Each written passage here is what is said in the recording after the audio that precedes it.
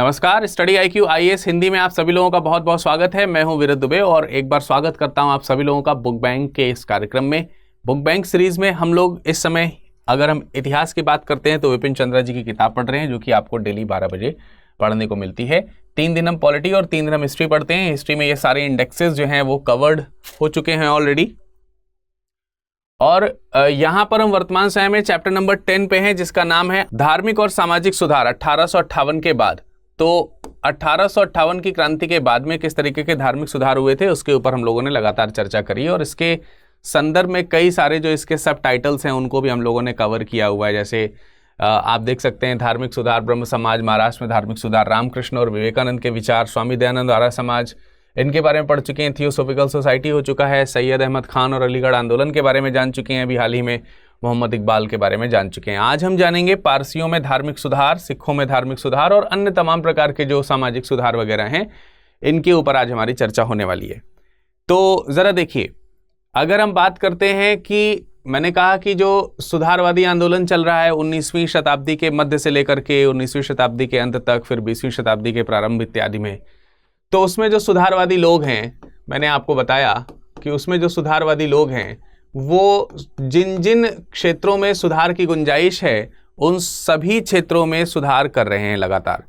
मैंने बताया आपको, फिर वो चाहे जाति हो, फिर वो चाहे समाज हो, ठीक है, फिर वो चाहे शिक्षा का क्षेत्र हो, ठीक, चाहे वो धर्म का क्षेत्र हो, चाहे अगर हम बात करते हैं कि समानता का क्षेत्र हो, समानता जिसको आप कह सकते हैं, स्त्री के उत्थान की बात हो रही हो वगैरह, हर प्रकार से अगर देखा जाए तो इसमें सुधार जो है वो किए जा रहे हैं धर्म सुधार आंदोलनों के माध्यम से।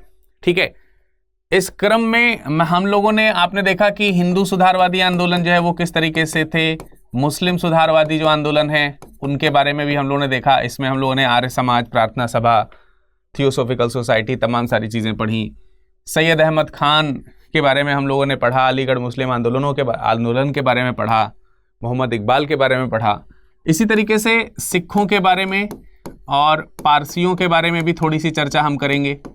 ठीक है, सिख और पारसी समुदाय में जो कह सकते हैं कि रिफॉर्म्स हुए हैं, सुधार हुए हैं, रिलीजियस रिफॉर्म्स, उनके ऊपर थोड़ी सी चर्चा करते हुए सामाजिक स्थिति की ओर यह चैप्टर बढ़ जाता है।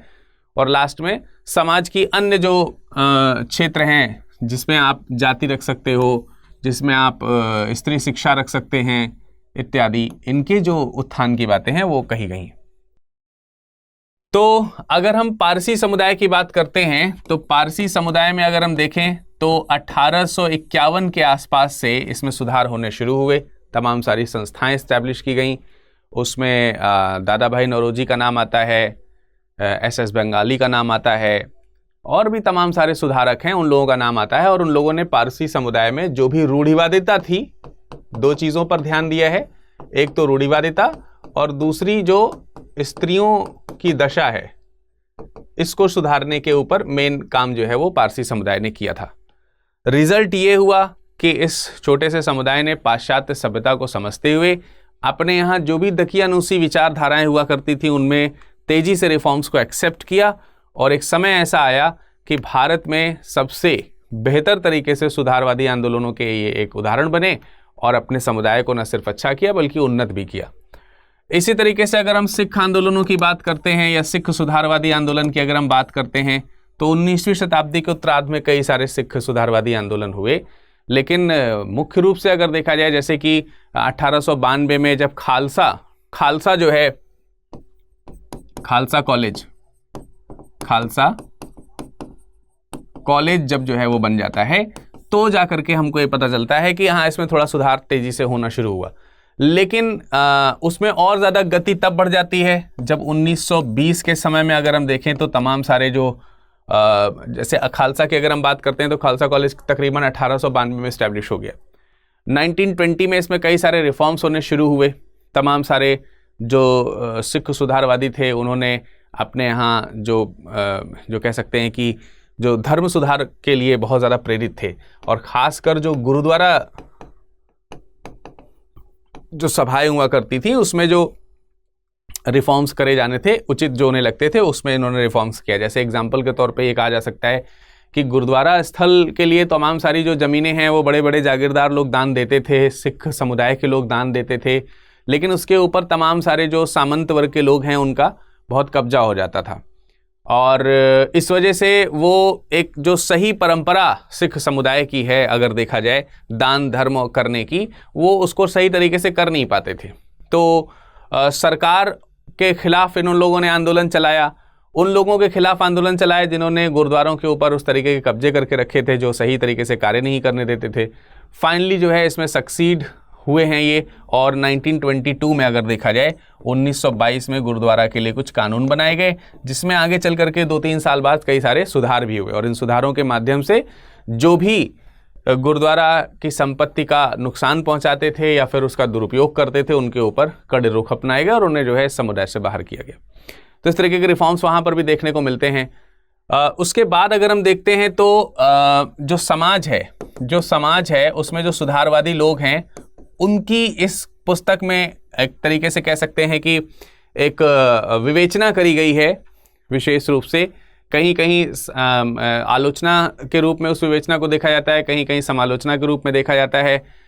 कैसा ये आंदोलन चला है, कैसा नहीं चला है वगैरह सारी चीज़ें इसमें बताने का प्रयास किया गया। जैसे कि अगर हम बात करते हैं कि शुरुआत में आप देखोगे तो कई सारे सुधारवादी आंदोलनकर्ता जो थे वो जो उस समय समाज में एडवांसनेस आ रही थी उस चीज़ को वहाँ पर रिप्रेजेंट करना चाहते थे और उसके द्वारा सुधार करना चाहते थे। मुख्य केंद्र ये होता था कि धर्म में रूढ़िवादिता को समाप्त किया जाए और शिक्षा को प्रबलता से बढ़ाया जाए। लेकिन कई बार क्योंकि ये कुरीतियाँ इतनी ज़्यादा फैल चुकी थीं तो जो ये सुधारवादी होते थे वो असमंजस में आते थे। कई बार उन्हें रूढ़िवादी प्रथाओं को अपनाने के लिए, है ना, उनको दूर करने के लिए थोड़ा बहुत उन्हें अपनाना भी पड़ता था। तो क्रिटिसाइज भी हुए हैं कई जगहों पर ये सुधारवादी आंदोलन के जो लोग हैं। इनके ऊपर हमारी चर्चा रहेगी MCQs के माध्यम से। तो आज के इस सेशन में हम लोग यही पढ़ने वाले हैं। इसके लिए पहला प्रश्न जो है वो आपके सामने यहाँ पर रखा गया है, इसको ध्यान से पढ़िए और इसके प्रश्न का उत्तर देने का प्रयास कीजिए और इसी के माध्यम से हम पूरे चैप्टर को समझने का प्रयास करेंगे। ठीक है, पहला लिखा है 19वीं सदी के आरंभ में पारसियों में धार्मिक सुधार आंदोलन के संबंध में कौन से कथन सत्य हैं। ठीक है, आपको बताना है 19th सेंचुरी के शुरुआत में पारसियों के धार्मिक सुधार आंदोलन हुए और उसके संबंध में कौन से कथन सत्य हैं। पहला लिखा है इसकी शुरुआत बंबई में हुई। इस तरीके की जो पारसियों के धर्म आंदोलन में सुधार की जो बात हो रही है इसकी शुरुआत बंबई से हुई है। यह कथन बिल्कुल सही है, इस कथन में कोई गलती नहीं है, ये स्टेटमेंट सही। फिर उसके बाद लिखा है 1851 में 1851 में रहमानी मजदायसन सभा का आरंभ हुआ। तो रहमानी मजदायसन सभा का आरंभ जो है वो नौरोजी फरदूंजी, दादा भाई नौरोजी और SS बंगाली आदि ने किया था। ये बिल्कुल सही बात है और इसको हम लोग रिलीजियस रिफॉर्म एसोसिएशन के नाम से भी जानते हैं। रिलीजियस रिफॉर्म एसोसिएशन, तो इसके नाम से भी जाना जाता है। किसे? इस रहमानी मजदायसन सभा को। तो रहमानी मजदायसन सभा जो है ये रिलीजियस रिफॉर्म एसोसिएशन के रूप में जानी जाती है। 1851 में इसे कई सारे पारसी समुदाय के लोगों ने स्टैब्लिश किया था, जिसमें मुख्य नाम आप देख सकते हैं दादा भाई नौरोजी का है। इसके अलावा SS बंगाली और नौरोजी फरदूंजी जी का नाम यहाँ पर हमको देखने को मिलता है। तो ये सब महत्वपूर्ण है। ये वाला स्टेटमेंट भी क्या है इसमें सही है।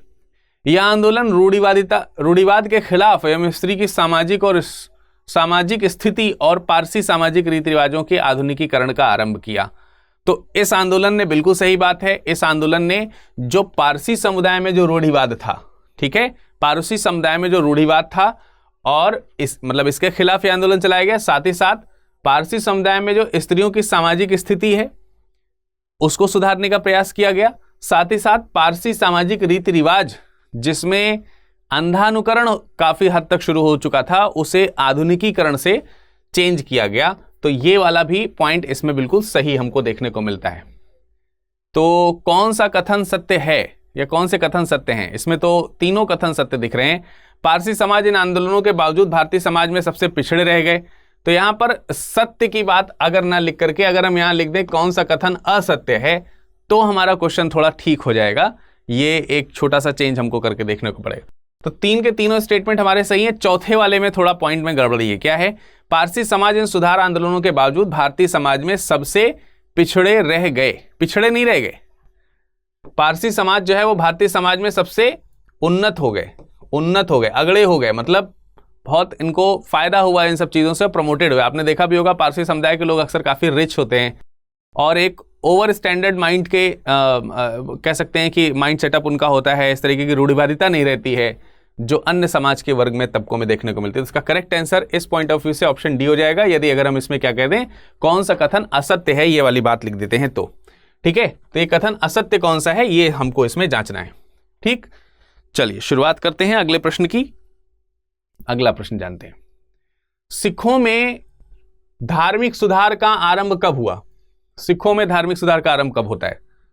जब पंजाब में अकाली आंदोलन की शुरुआत हुई है, जब अमृतसर में खालसा कॉलेज के एस्टेब्लिशमेंट हुआ है, जब सिख गुरुद्वारा कानून बनाया गया है, या उपरोक्त में से कोई नहीं। वास्तविक रूप में आपको बताना है धार्मिक सुधार आरंभ कब हुआ है। देखिए धार्मिक सुधार इन सब से हुआ है, लेकिन शुरुआत किससे हुई है ये आपको बताना है। देखिए पंजाब में अकाली आंदोलन की अगर हम बात करते हैं तो यह शुरू हुआ है 1920 से। अकाली आंदोलन कब से शुरू हुआ?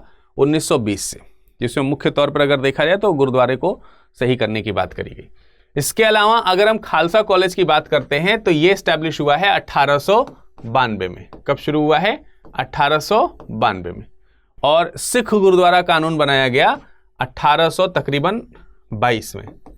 ठीक है, तो अब बताइए जल्दी से कमेंट सेक्शन में कमेंट करके इस प्रश्न का सही उत्तर क्या होगा। इस प्रश्न का सही उत्तर क्या होगा जल्दी से बताइए कि धार्मिक सुधार आरंभ जो है वो कब हुआ? धार्मिक सुधार आरंभ, देखिए अब अगर हम यहां पर देखेंगे तो खालसा कॉलेज की स्थापना से ही सुधार आंदोलन शुरू हो गया था, लेकिन इसमें तेजी कब से आई? 1920 से। यह चीज आपको ध्यान रखनी। पर इसमें पूछा गया कि सुधार आंदोलन आरंभ कब से हुए, तो ये खालसा कॉलेज की एस्टैब्लिशमेंट इस बात का द्योतक है। और आज भी अमृतसर में जो खालसा कॉलेज है ये काफी मतलब हिस्टोरिकल प्लेस तो है ही, आपको मालूम है ना, ये काफी हिस्टोरिकल प्लेस है इस नाते भी अगर देखा जाए तो सिख गुरुद्वारा कानून जो है 1922 में बनाया गया, जिसे आगे चल करके रिफॉर्म भी किया गया था। तो इस क्वेश्चन का करेक्ट आंसर क्या हो गया? इस क्वेश्चन का करेक्ट आंसर हो गया ऑप्शन नंबर बी। ठीक है, तो ऑप्शन बी सभी को समझ में आ गया होगा क्यों करेक्ट है, यहां पर सबको क्लियर हो गया। चलिए अब हम यहां पर कुछ घटनाएं हैं उनका मिलान करेंगे और मिलान करके देखेंगे कि कौन सा सही है कौन सा गलत है, और इन पे लगभग सारी चीजें अभी हमने बताई हैं। देखिए मजदायसन सभा जो है, जिसे रिलीजियस रिफॉर्म एसोसिएशन के नाम से जाना जाता था, ये पारसी समुदाय के उत्थान के लिए था। किसके उत्थान के लिए था? पारसी समुदाय के उत्थान के लिए। और ये बनी थी 1851 में। तो ए की मैचिंग किससे हो जाएगी? 4 से हो जाएगी, और ए की मैचिंग 4 में भैया दुर्भाग्य से एक ही जगह लिखी है। तो एलिमिनेशन मेथड पहले ही ऑप्शन में काम कर गया और आपका आंसर क्या हो गया? सी। लेकिन आगे की चीजों को मिला लेते हैं। अकाली आंदोलन की बात करते हैं। अकाली आंदोलन आपको मालूम है कि कब शुरू हुआ है? 1920 में शुरू हुआ है। ठीक है, गुरुद्वारा कानून जो है वो कब बना है? गुरुद्वारा कानून बना है 1922 में। और गुरुद्वारा कानून संशोधन जो है वो कब हुआ है? ये संशोधन हुआ है 1925 में। ठीक है, तो इस तरीके से आप आसानी से इसको मैच कर सकते थे और सारी चीजों को यहां पर समझ कर सकते थे। तो आपको मालूम है कि अब ये सब चीजें जो है, जैसे गुरुद्वारा अकाली आंदोलन है, वो गुरुद्वारा जो तमाम प्रकार के स्थल हुआ करते थे, उसके जो परंपराएं थी उसमें शुद्धिकरण लाने के लिए इस तरीके के आंदोलन जो है वो चलाए गए थे। तो यहां पर मैचिंग आपकी कौन सी हो गई? यहां पर मैचिंग हो गई ऑप्शन नंबर सी की। ठीक, चलिए अगले प्रश्न पे चलते हैं। हाँ बिल्कुल सी आंसर है इसका। अगला आंसर देखते हैं, आधुनिक युग के सुधार आंदोलनों में किस प्रकार की समानता पाई जाती है? देखिए आज के सेशन में एक खास बात मैं आपको और बता देता हूं। मैंने आपको हमेशा बोला है कि जब आप बुक पढ़ते हैं, जब आप किताब पढ़ रहे होते हैं, तो इसके लिए आप मेरा ये सेशन देखते हो, बुक बैंक सीरीज देखते हैं। जो भी क्वेश्चन मैं कवर करता हूं, अगर उसके बाद अगर आप बुक रीडिंग नहीं कर रहे हैं, बुक रीडिंग अगर आपकी नहीं हो रही, तो फिर समझ लीजिए कि आपका ये पढ़ना जो है वो बिल्कुल व्यर्थ है। ठीक है, तो मैं आपको ये सजेशन देता हूं कि आप इन सेशंस को पढ़ने के बाद बुक रीडिंग जरूर किया करो। सारे पॉइंट आपके क्लियर हो जाएंगे, ये बात की मतलब एक तरीके से मेरी तरफ से गारंटी है, अगर आप ध्यान से करते हो दूसरी बात यह है कि आज से एक नई परंपरा की हम शुरुआत करेंगे।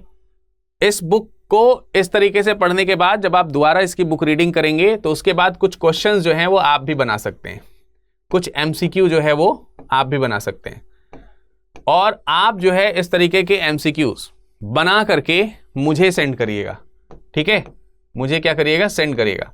और जिनके एमसीक्यूज अच्छे लगेंगे, जिनके एमसीक्यूज बेहतर होंगे, उनके एमसीक्यूज को हम सेशन में सबसे पहले यहां पर रखेंगे और उनके ऊपर डिस्कशन करेंगे, उनका नाम लेकर के कि ये क्वेश्चन जो है फला स्टूडेंट ने भेजा था, काफी अच्छा है और इसका एक्सप्लेनेशन इस तरीके का है और इस तरीके का क्वेश्चन आ सकता है।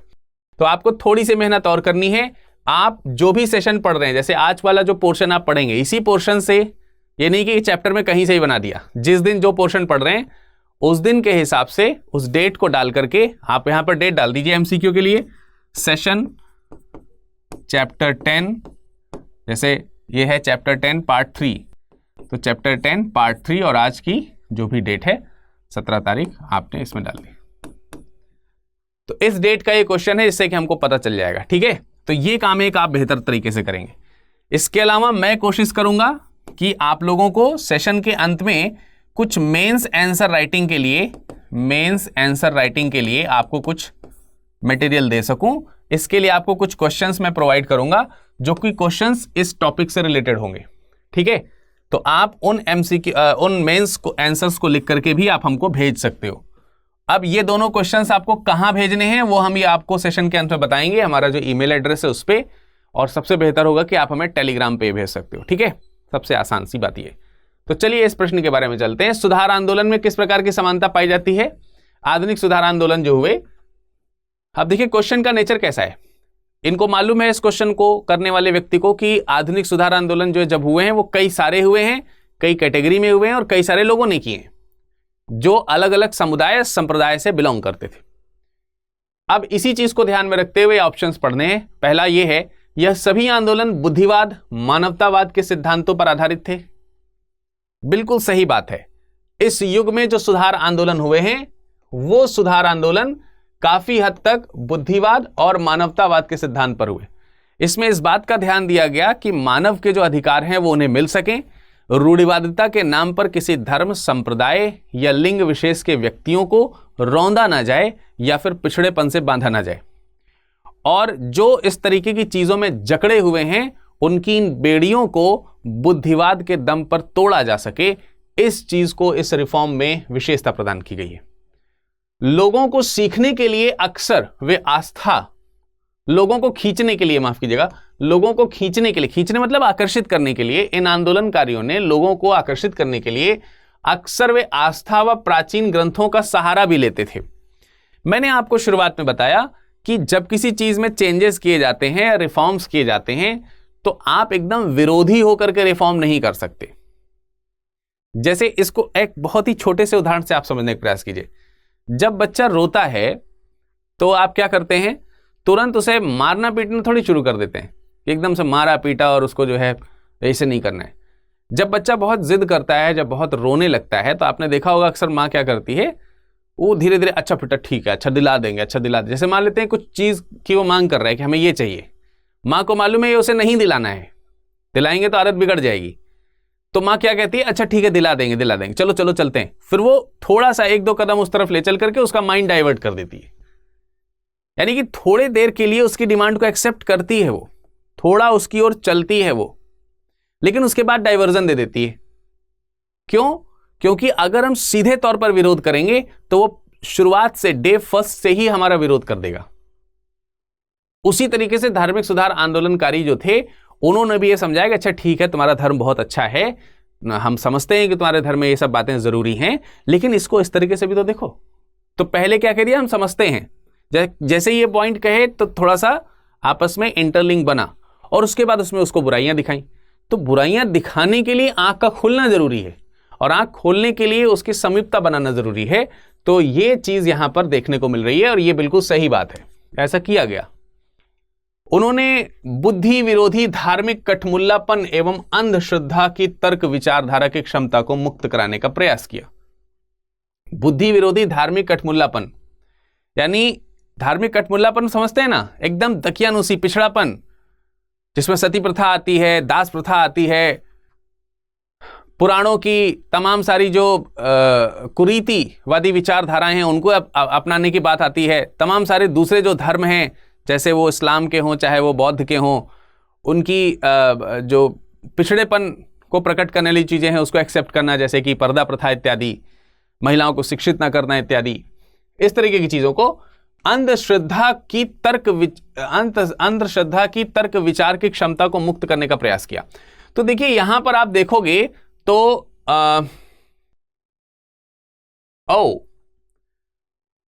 एक पॉइंट यहां पर बहुत ही जबरदस्त तरीके से लिखा है, एक लाइन को मैं अंडरलाइन करना चाहूंगा, इसकी वजह से ये देखो दूसरा वाला पॉइंट गलत हो गया। देखने में सही लग रहा है, मैंने जो एक्सप्लेनेशन दिया है वो सही है, लेकिन दूसरे वाले पॉइंट में एक गलती है। पहला पॉइंट बिल्कुल सही है, दूसरे पॉइंट में लोगों को खींचने के लिए अक्सर, अक्सर का मतलब हो गया जनरली, साधारणतया, ज्यादातर लोगों को खींचने के लिए अक्सर वे आस्था तथा प्राचीन ग्रंथों का सहारा लेते थे। इसमें ये अक्सर शब्द गलत है। अक्सर शब्द का इस्तेमाल यहां पर यह दिखाने लगता है कि वो हमेशा ही ऐसा करते थे, शुरुआत में ऐसा करेंगे उसके बाद।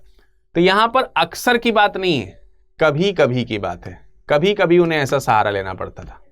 और इस कभी कभी का एक उदाहरण मैं आपको देना चाहूंगा, सैयद अहमद खान, जिनका यह विचार था, कल के लेक्चर में मैंने आपको बताया था, जिनका यह विचार था कि हमें अभी अंग्रेजों से पंगा नहीं लेना चाहिए, क्योंकि अगर हम अभी राजनीति में उतर जाएंगे तो हमें हरा देंगे। यह उसके पीछे का सोच था। और इसके लिए जो उनके संप्रदाय यानी इस्लाम को मानने वाले जो लोग थे और उसमें जो दकियानूसी विचारधारा थी उसको दूर करने के लिए वो चाहते थे शिक्षा के दम पे हम दूर करें। और शिक्षा कोई एक दिन में उगने वाला पेड़ नहीं था, तो इसलिए थोड़ा समय वो सांप्रदायिकवाद के जो लोग थे उनके साथ बिताते थे, इसलिए कहीं कहीं उसमें सांप्रदायिकता की महक हमको देखने को मिल जाती है। तो इस चीज का हमें ध्यान रखना है। तो ये वाला स्टेटमेंट गलत है भैया, ये पॉइंट सही है, ये पॉइंट भी सही है। तो इसका करेक्ट आंसर हो जाएगा ऑप्शन नंबर सी। ठीक है, इसमें ये अक्सर शब्द गलत लिखा हुआ है। अतीत के पुनर्जागरण में धर्म सुधारकों के क्या मत थे? अतीत के पुनर्जागरण यानी पुराने पुनर्जागरण में धर्म सुधारकों के क्या मत थे? कुछ धर्म सुधारकों ने परंपरा का सहारा लिया या दावा किया कि वे केवल अतीत के वास्तविक सिद्धांतों, मान्यताओं और व्यवहारों को ही पुनर्जीवित कर रहे हैं।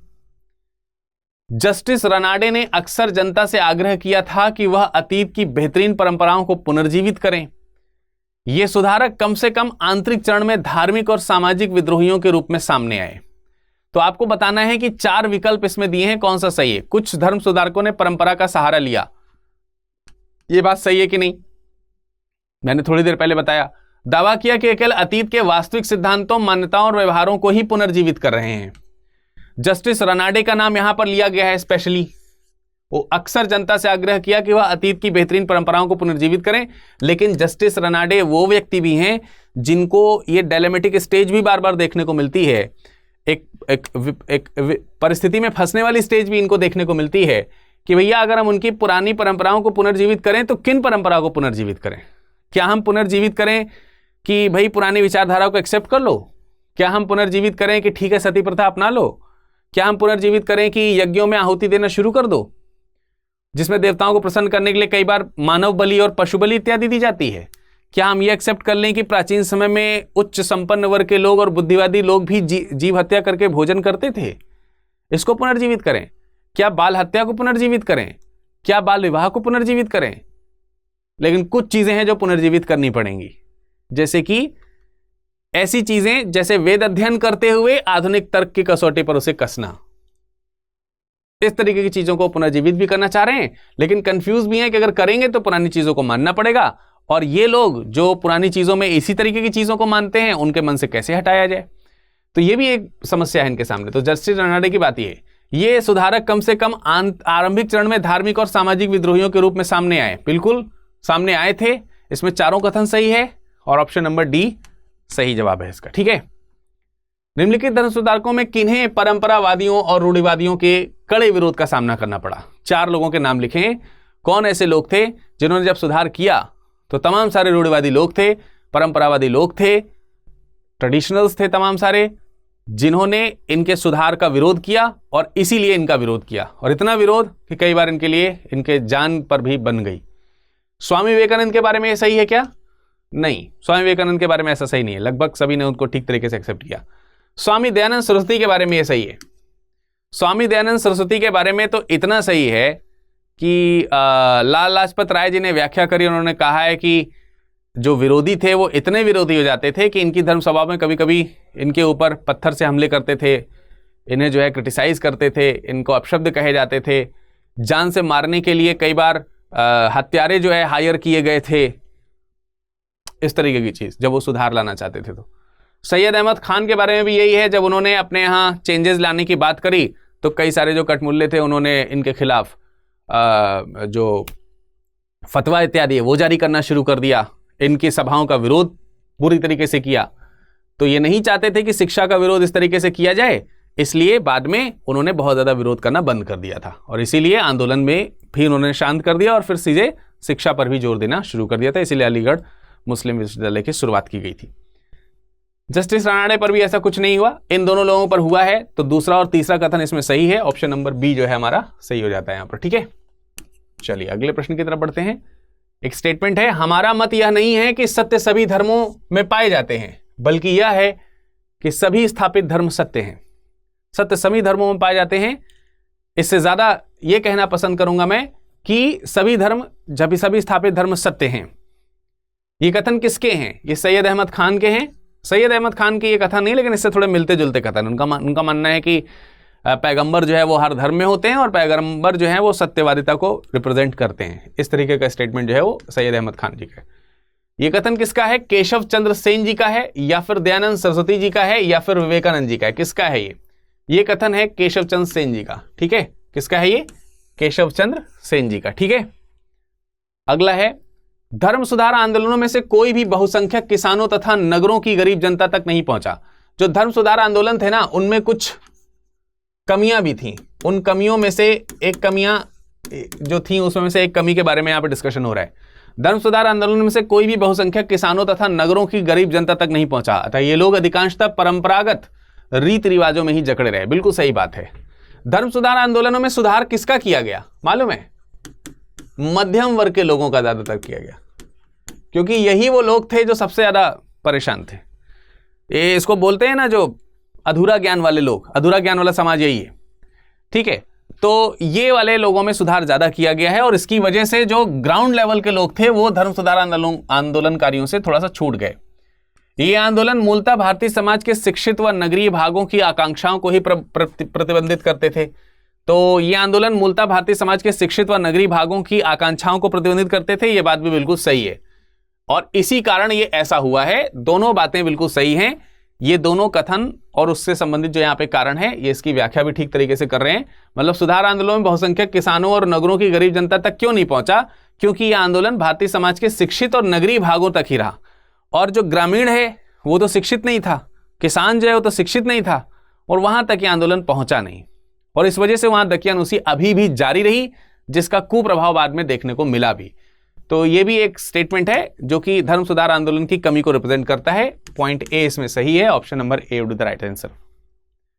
अब विचार करना है, भारत में प्रचलित विभिन्न धर्मों व उन पर आधारित गृहस्थ नियमों में ने स्त्री को पुरुषों से हीन स्थान दिया। इस संबंध में उच्च वर्गों की स्त्रियों की स्थिति किसान औरतों से बेहतर थी। ये स्त्रियों के संबंध के बारे में किया जा रहा है। क्या यहां पर हमें यह मानना चाहिए कि स्त्रियों की जो उच्च वर्ग की स्त्रियों की जो दशा है वो किसानों की जो स्त्रियां हैं या किसान औरतें जो हैं उनकी दशा से बेहतर थी? किसान स्त्रियों को बाहर आने जाने की कुछ अधिक स्वतंत्रता प्राप्त थी, और वे शायद ही कभी पर्दे में रहती हों, तथा उनमें में से अधिकांश को पुनर्विवाह के अधिकार प्राप्त थे। क्या किसान औरतों के लिए ये वाला स्टेटमेंट सही है, या फिर यहां जो दिया गया वो स्टेटमेंट सही है? देखिए, अगर हम महिलाओं की बात करते हैं ना, तो उच्च वर्ग की महिलाओं पर ज्यादा प्रतिबंध थे। बड़े घर की औरतें ऐसा नहीं करती हैं, बड़े घर की औरतें पर्दे में रहती हैं, बड़े घर की औरतें बाहर नहीं जाती हैं, बड़े घर की औरतें चिल्लाती नहीं हैं, हंसती नहीं हैं, ठहाके नहीं लगाती हैं, ऐसे ऐसे करके उनके अधिकार। बड़े घर की औरतें शानदार माएं होती हैं, मां के रूप में बहुत अच्छी होती हैं, पतिव्रता पत्नी के रूप में रिप्रेजेंट होती हैं, शानदार यही होती हैं केवल बड़े घर की। जो महिलाएं, इसके अलावा कुछ नहीं। इतना पतिव्रता होती है कि सती भी होती हैं। ये ग्रामीणों में किसान की स्त्री जाकर के सती नहीं हो रही है। तो इस दशा में अगर देखा जाए तो स्टेटमेंट गलत हो गया। किसान की औरत से बेहतर नहीं है, बल्कि किसान की औरतें जो है उनकी स्थिति ज्यादा बेहतर है। उसका रीजन है किसान की स्त्रियां जो है वो जाकर के बाहर खेती बाड़ी कर रही हैं, तभी कुछ आएगी चीजें, इस वजह से उनको थोड़ा अधिक स्वतंत्रता प्राप्त है। बिल्कुल सही बात है। और शायद ही वे कभी पर्दे में, जब बाहर जाके खेती किसानी करेंगी तो पर्दे में कैसे रहेंगी। और अधिकांश को पुनर्विवाह के अधिकार भी प्राप्त है। बिल्कुल सही बात है, क्योंकि यहां पर सती प्रथा ऐसी चीजें लागू नहीं होती थी। ये सब बड़े घराने के चोचले थे एक तरीके से। देखने में आपको ये लग रहा होगा कि पहला स्टेटमेंट सही है, दूसरा गलत है। वास्तविक रूप में पहला गलत है और दूसरा सही है। तो केवल कथन 2 सत्य है बस, ठीक है। केवल कथन कौन सा सत्य है? केवल कथन 2 सत्य है भैया। ये बी वाला ऑप्शन सही है, बी वाला। केवल दूसरा कथन, पहला वाला कथन गलत है। 1 और 2 दोनों सत्य नहीं है, बी वाला सत्य है, ठीक। चलिए, स्वामी विवेकानंद की मुख्य शिक्षाओं पर प्रकाश डालिए और उनके, देखिए यहां पर कुछ मेंस के क्वेश्चंस मैंने आपको दिए हैं। अब आपको 3 क्वेश्चन यहां पर दिए गए हैं। इन तीनों क्वेश्चन का 200 शब्दों में आपको, 250 शब्दों में आपको क्या करना है, लिख करके मुझे भेजना है। 250 शब्द, ठीक है। पहला है स्वामी विवेकानंद की मुख्य शिक्षाओं पर प्रकाश डालना है और उनको अक्सर कर्मयोगी क्यों कहा जाता है, इसको एक्सप्लेन करना है। भारत में मुस्लिम समुदाय के पिछड़ेपन के आधारभूत कारण क्या थे, मुस्लिम समुदाय के आधुनिकीकरण में सैयद अहमद खां की भूमिका का वर्णन कीजिए और उन्होंने ऐसा आग्रह क्यों किया कि मुसलमानों को राजनीति में भाग नहीं लेना चाहिए। इन सब के बारे में आप लिख करके मुझे 250 शब्द में भेज सकते हैं। साथ ही तीसरा प्रश्न है, राजा राम मोहन राय के बाद ब्रह्म समाज की भूमिका तथा गतिविधियों का वर्णन कीजिए। यह भी आप 250 शब्दों में लिख करके मुझे भेजिए। और ये कहां भेजना है, ये भेजना है आपको इस टेलीग्राम ग्रुप पर। आप टेलीग्राम में जाइए, विरत दुबे 01 के नाम से मुझे सर्च करिए, ठीक है, आराम से मिल जाऊंगा। आप यहां पर मुझसे ये आंसर राइटिंग करके और क्वेश्चन बना करके अपना भेज सकते हैं। अगर आपका शानदार क्वेश्चन होगा MCQ वाला तो उसको हम अगली क्लास में जरूर लेकर के आएंगे। ये आज की आज ही करिएगा। इसके अलावा आप हमसे फेसबुक या इंस्टाग्राम पर भी जुड़ सकते हैं और अपने प्रश्नों को यहां पर भी शेयर कर सकते हैं आप चाहें तो। अगर यहां नहीं कर पा रहे हैं तो यहां कर दीजिए। यहां भी नहीं हो रहा है तो आप इस ईमेल आईडी पर आकर के हमें भेज सकते हैं, virat.dubey@studyIQ.com। इतने सारे ऑप्शंस हैं, कहीं पर भी आप अपने प्रश्नों को हमारे साथ शेयर कर सकते हैं और अपनी पढ़ाई को और व्यवस्थित तरीके से ला सकते हैं। एक बात और, यदि अगर आपने अभी तक स्टडी IQ IAS हिंदी को सब्सक्राइब नहीं किया है तो जरूर सब्सक्राइब कर लीजिए। शानदार श्रृंखला जो है यहां पर चल रही है, इन श्रृंखलाओं का आनंद लीजिए। इस सेशन में फिलहाल इतना ही। नमस्कार, धन्यवाद।